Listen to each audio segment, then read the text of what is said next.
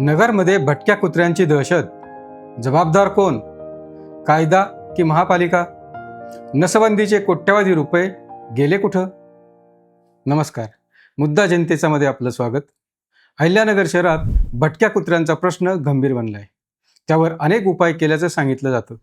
असं असलं तरी हा प्रश्न सुटलेला नाही. कालच शहरातील टिळक रोड भागात पिसाळलेल्या भटक्या कुत्र्यानं चांगलीच दहशत माजवली होती. त्याने अनेकांवर हल्ला केला. तब्बल 38 जणांना त्यांनी चावा घेतल्याचं सांगण्यात आलं. या ताज्या घटनेवरून असं दिसतं की शहरातील भटक्या कुत्र्यांचा प्रश्न कायम आहे. कुत्री पकडणं, त्यांची नसबंदी करणं यावर महापालिकेनं आजवर कोट्यवधी रुपये खर्च केलेत. तो सगळा पैसा पाण्यात गेला असंच म्हणावं लागेल. त्यामुळं या विषयावर शहरात पुन्हा एकदा आंदोलनं पेटली आहेत. शहराचा मध्यवर्ती भाग असो की उपनगर, गल्लीबोळात, मोकळ्या जागेत आणि चौकातही भटकी कुत्री फिरत असताना दिसतात. रात्रंदिवस त्यांचा मुक्त संचार असतो. रात्रभर भुंकून नागरिकांची झोपमोड करणारी कुत्री अनेकदा माणसावर जीवघेणे हल्लेही करतात. रात्री आणि दिवसाही दुचाकी वाहनांचा पाठलाग करणारी ही भटकी कुत्री अनेकदा अपघाताचं कारण ठरतात. गेल्या अनेक वर्षांपासून हा उपद्रव सुरू आहे, मात्र त्यावर ठोस उपाय झालेला नाही. याला कारण काय? कोणामुळे ही कुत्री पोसली जातात? बंदोबस्त करण्याच्या कामात नेमकी काय गडबड होते? कायदेशीर अडथळे काय आहेत? यातून काही मार्ग निघू शकत नाही का? याच विषयावर आज आपण चर्चा करणार आहोत. एका अंदाजानुसार अहिल्यानगर शहरात भटक्या कुत्र्यांची संख्या 20 ते 25 हजारांच्या आसपास आहे.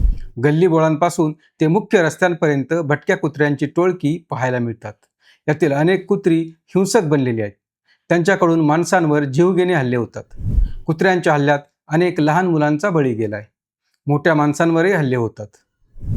जिल्हा रुग्णालयातील उपचारासाठी येणाऱ्या रुग्णांची संख्या पाहिली तर दरवर्षी 3 ते 4 हजार लोक श्वानदंशावर उपचार घेण्यासाठी आलेले आढळून येतात. जिल्हा रुग्णालयात आणि महापालिकेच्या आरोग्य केंद्रांमध्ये रेबीज प्रतिबंधक लस घेण्यासाठी येणाऱ्या रुग्णांची संख्या सतत वाढते. यावरून या कुत्र्यांचा उपद्रव किती आहे याचा अंदाज येतो. आत्तापर्यंत हजारो नागरिकांना या कुत्र्यांच्या हल्ल्यांना सामोरं जावं लागलंय. विशेषतः लहान मुलं, ज्येष्ठ नागरिक आणि दुचाकी चालक यांच्यावर झालेल्या जीवघेण्या हल्ल्यांमुळं शहरात भीतीचं वातावरण आहे. काही घटनांमध्ये लहान मुलांना गंभीर दुखापत झाली असून काहींना जीवही गमवावा लागलाय. कालचीच घटना पाहिली तर एकाच दिवशी तब्बल 38 जणांना कुत्र्याने चावा घेतला. विशेष म्हणजे त्यावेळी नागरिक महापालिकेकडे मदत मागत होते, मात्र तात्काळ प्रतिसाद मिळाला नाही. त्यामुळं हल्ल्यांची संख्या वाढत गेली अशी नागरिकांची तक्रार आहे. संध्याकाळी किंवा सकाळी फिरायला जाणाऱ्या वृद्धांवर आणि खेळणाऱ्या मुलांवर कुत्रे अचानक हल्ले करतात. रात्रीच्या वेळी दुचाकीच्या मागं कुत्री धावल्यामुळं अनेक चालकांचे अपघात झाल्याची उदाहरणं आहेत. त्यात काहींचे हातपायही मोडलेत, कोणाला गंभीर दुखापती झाल्यात. सुरक्षा रक्षक, रात्रपाळीचे कर्मचारी किंवा रात्री प्रवास करणाऱ्यांना रस्त्यावरून चालणं कठीण झालंय. चोरांची भीती वाटत नाही एवढी या कुत्र्यांची वाटते, असंही नागरिक सांगतात. एवढी या कुत्र्यांची दहशत आहे.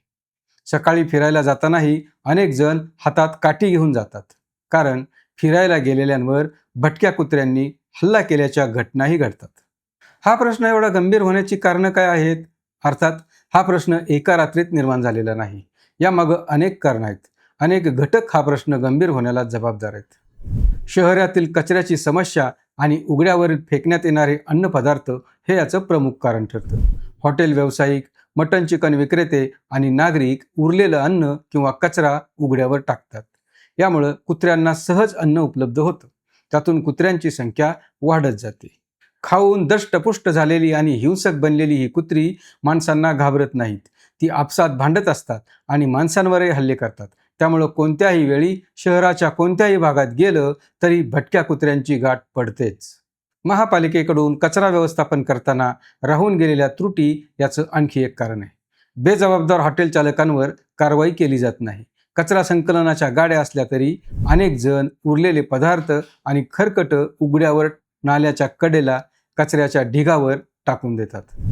हे अन्न खाण्यासाठी तिथं भटकी कुत्री जमतात. तर दुसरीकडं या कुत्र्यांना खाऊ घालणारे श्वानप्रेमी आहेत. त्यांनी कुत्र्यांवरील आपलं प्रेम जरूर जपावं, त्याला विरोध असण्याचं कारण नाही. मात्र नागरिकांना उपद्रव होणार नाही याची दक्षता घेतली पाहिजे. अनेक जण सकाळी फिरायला जाताना सोबत ब्रेड, बिस्किटं आणि कुत्र्यांचं खाद्य घेऊन जातात. रस्त्यात दिसणाऱ्या कुत्र्यांच्या टोळक्यांना हे पदार्थ खाऊ घातले जातात. त्यानंतर हीच कुत्री आपसात भांडत बसतात. रस्त्यानं जाणाऱ्यांवरही हल्ले करतात, असंही पाहायला मिळतं. चालत येणाऱ्या माणसानं आपल्यासाठी खाद्य आणलं असेल अशा समजातून अनेक कुत्री माणसांच्या अंगावर झेपाई घेतात. त्यातून मग घबराट निर्माण होते. भटक्या कुत्र्यांच्या बंदोबस्तासाठी अनेक उपाय केले जाऊ शकतात. मात्र न्यायालयीन आदेश, प्राणीमित्र संघटनांकडून होणारा विरोध लक्षात घेता कुत्र्यांची नसबंदी करणं हाच उपाय कायदेशीर मानला गेलाय. अर्थात यासाठीही अनेक नियम आहेत. नसबंदी केलेली कुत्री पुन्हा त्याच परिसरात सोडण्याचं बंधन आहे. त्यामुळं नसबंदी केली तरी ती कुत्री पुन्हा त्याच भागात सोडावी लागतात. फरक एवढाच की त्यांचा जन्मदर कमी होऊ शकतो. ही उपाययोजना महापालिकेनं करायची असते. अहिल्यानगरमध्ये हाही उपाय करून झालाय. त्याला फारसं यश आल्याचं आढळून आलं नाही. यावर कोट्यावधी रुपयांचा खर्च झालाय. पूर्वी एका खाजगी संस्थेला याचं कंत्राट दिलं होतं.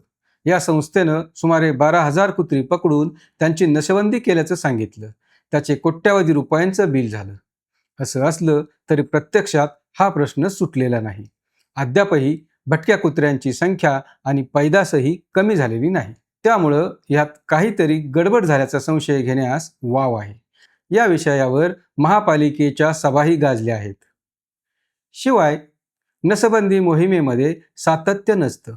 काही महिने मोहीम चालते आणि नंतर निधी अभावी किंवा ठेकेदाराच्या वादामुळं बंद पडते. जोपर्यंत शहरातील एकूण कुत्र्यांपैकी किमान 70 ते 80% कुत्र्यांची एकाच वेळी नसबंदी होत नाही, तोपर्यंत त्यांचा जन्मदर कमी होत नाही.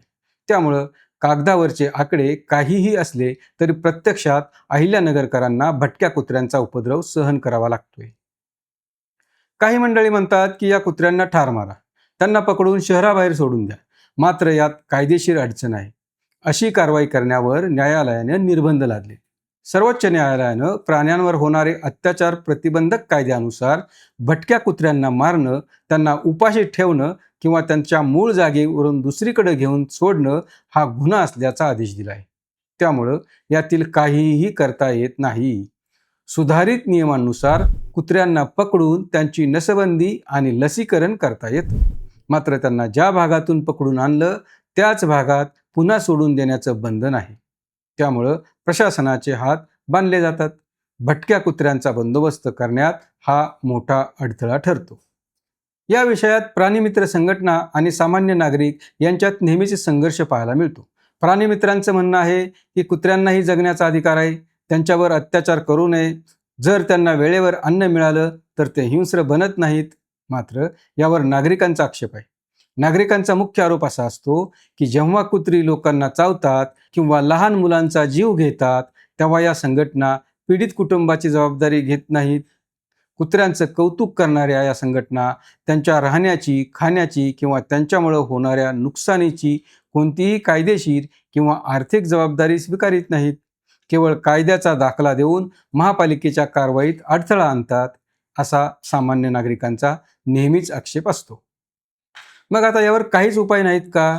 हा प्रश्न सोडवण्याची अंतिम जबाबदारी कोणाची?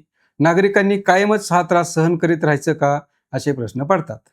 हा प्रश्न सोडवण्यासाठी केवळ कागदी घोडे न नाचवता ठोस आणि दीर्घकालीन पावलं उचलण्याची गरज आहे. आंदोलनं करतानाही यावरच भर दिला पाहिजे. एखादी घटना घडल्यावर तात्पुरते कुत्री पकडण्याची मोहीम राबवून हा प्रश्न सुटणार नाही. शहरात प्रभागनिहाय मोहीम राबवून एकाच वेळी मोठ्या प्रमाणावर नसबंदी आणि रेबीज प्रतिबंधक लसीकरण केलं पाहिजे. यात फसवणूक टाळण्यासाठी कुत्र्यांच्या कानाला टॅग लावणं बंधनकारक असतं. मात्र तसं झालं आहे का हे पाहणारी सक्षम यंत्रणाच नसते. शहरातील चिकन मटणाची दुकानं आणि हॉटेल्सचा कचरा उघड्यावर टाकणाऱ्यांवर दंडात्मक कारवाई केली पाहिजे.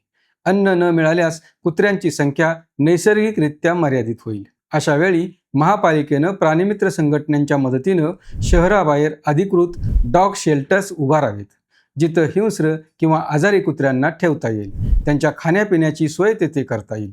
कुत्रीही जगतील आणि माणसांनाही सुरक्षित जगता येईल. घरातील पाळीव कुत्रे रस्त्यावर सोडणाऱ्या मालकांवर गुन्हे दाखल केले पाहिजेत. कारण त्यातूनही अनेकदा बिकट प्रसंग निर्माण होतात. मुळात शहरात कुत्री पाळताना त्याची महापालिकेकडे नोंद करणं आवश्यक आहे. त्यांची योग्य ती काळजी घेणं आवश्यक आहे. याकडेही लक्ष दिलं पाहिजे.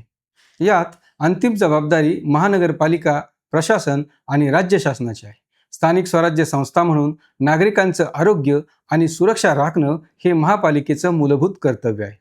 मात्र प्रशासकीय इच्छाशक्तीचा अभाव आणि ढिसाळ कारभार, निधीचा गैरवापर आणि ठेकेदारांवर नसलेलं नियंत्रण, प्राणीमित्र आणि सामान्य नागरिक यांच्यातील वादात प्रशासन पळवाट काढतं.